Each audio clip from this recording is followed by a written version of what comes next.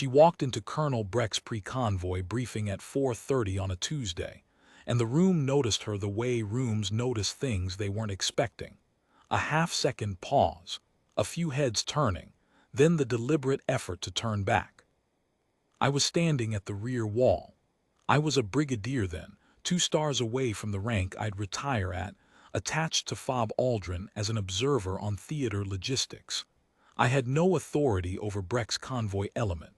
I had no authority over anything that day except my own eyes.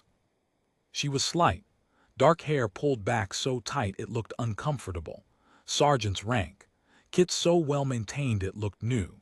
She set her map board on the far table and started reading the route overlay like she had places to be after this. Breck clocked her from across the room. "Sergeant," he said. She looked up. "How old are you exactly?" She didn't blink. 26, sir." Breck looked at his XO. His XO looked at his boots. 2 other captains in the room found something important on their clipboards. 26, Breck repeated. The way a man repeats something when he's not disputing the number, just deciding whether it's possible. He picked up her tasking sheet from the table. "Read it. Put it down. You're listed as the convoy's combat search and rescue element." "Yes, sir." "This is a Category 2 urban route. Caldure Market to the eastern checkpoint. 78 meters of open engagement corridor. 3 known IED belts in the last quarter, contested buildings on both sides of the break." He slid the tasking sheet to the edge of the table, away from her. "We're not running a training rotation." "No, sir. I need experienced operators on a route like this. Not a 26-year-old I've never seen before." He gestured at the door. "Report to logistics staging. Let the sergeant's major know you're available for secondary support." She picked up her map board, tucked it under her arm, walked out. She did not say anything on the way out, not a word of protest, not a look back. I thought about following her. I didn't. That's the part I carry. I outranked Breck by 2 grades. I could have said something. I could have asked to see the full tasking order, which would have bought her 60 seconds and possibly the whole conversation. I told myself it wasn't my element, it wasn't my convoy, and I believed both of those things completely, which is the particular comfort of a man who is watching something happen and choosing not to name it. She went to logistics staging. The convoy ran its pre-departure checks. Breck walked the vehicle line with his XO, calm and deliberate, the picture of a man who had made a sound operational decision and felt no need to revisit it. I watched her through the operations room window. She was at a table in the staging bay with her map board, her finger tracing the route overlay she must have memorized twice already. She wasn't sulking. She wasn't petitioning anyone. She was doing the only thing left available to her. She was reading the route. The convoy rolled at 600, 7 vehicles, 21 personnel, a route they'd run 11 times in the last 2 months. The 12th time was different. The ambush hit at 7:12, 200 meters inside the Caldure Market corridor. Coordinated. Both sides simultaneously, the left flank first, then the right half a second later, which told you something about the training level of whoever was on the other end. The 3rd vehicle in the column took the primary hit and stopped. The 4th tried to route around and stalled in the debris. By the time Breck got his command vehicle stopped and his people out, he had 7 wounded, a collapsed breach point at the eastern mouth of the corridor, and a QRF 43 minutes out. I was monitoring the radio net from the FOB operations room. I heard him call it in. I heard the silence after, which was the silence of a man doing math he didn't like. 7 minutes after the ambush, a vehicle appeared at the western mouth of the corridor. It wasn't one of Breck's. She came in from the staging yard in a soft-skin transport she'd pulled from the motor pool. No gunner, no secondary crew. She knew about the ambush the moment the radio net lit up. She'd been listening the whole time from staging, her map board on her knees, running her own math. She had also, at some point in the previous afternoon, walked the convoy's vehicle line under the pretext of checking a supply manifest, and quietly secured a secondary medical kit to the third vehicle's starboard tie-down rail. The kit contained 2 tourniquet sets, a chest seal, and 4 compression bandages. The third vehicle was the one that would take the primary hit, because the primary hit always comes at the second bend in a Category 2 corridor, and she had read that route enough times to know which vehicle was standing at that geometry. Nobody told her to preposition the kit. Nobody asked her to. She made 3 passes. The first pass pulled 4 wounded from the stalled fourth vehicle. 2 couldn't move on their own. She dragged them.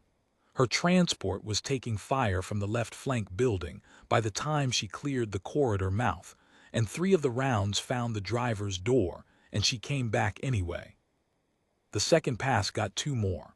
One of them was Breck's XO, the man who'd looked at his boots. The third pass was for Corporal Wyeth, 22 years old, pinned under the third vehicle's rear axle with 2 broken legs and a tourniquet he'd put on himself. The vehicle was still burning. She went in on foot that time because the transport wouldn't fit the angle.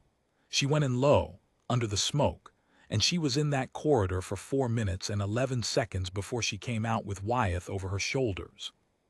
Then the breach point.